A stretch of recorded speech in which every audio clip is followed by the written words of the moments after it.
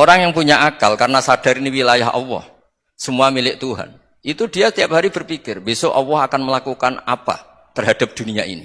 Kalau dalam kitab Hikam itu disebut al-akil mayakul madza yaf'alu wahu bi wal ghafil mayakul madza af'al.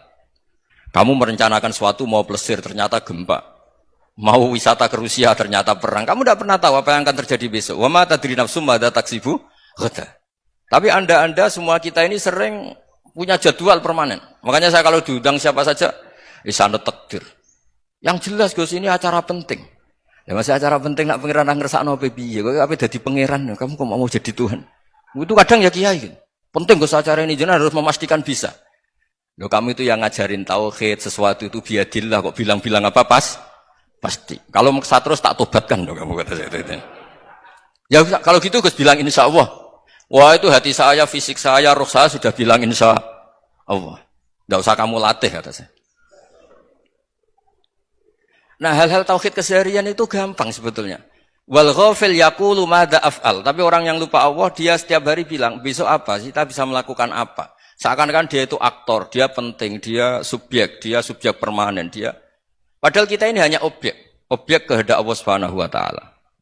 Karena kita yakin sesuatu yang terjadi di alam raya ini kita tidak bisa apa-apa.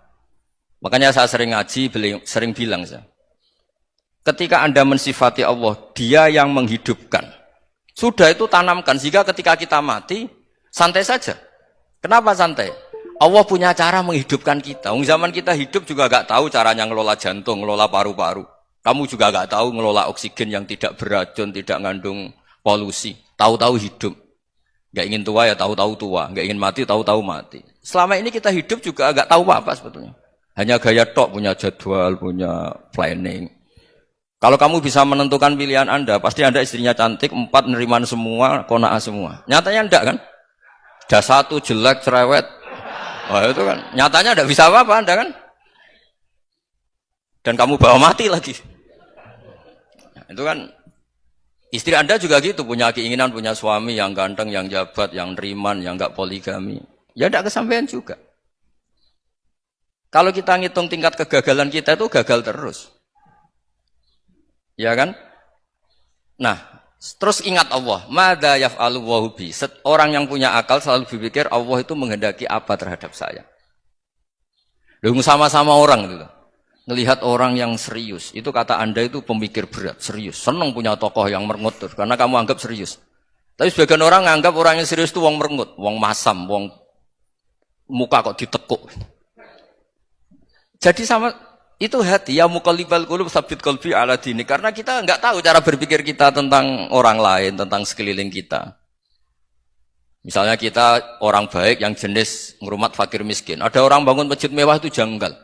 Apa artinya masjid mewah kalau banyak orang kelaparan? Tapi kalau yang jenis pendidikan apa artinya masjid mewah kalau tidak bisa ngaji? Nanti yang jenis infrastruktur apa artinya ini kalau semuanya punya sudut pandang yang berbeda-beda. Dan Islam mengapresiasi semua kebaikan.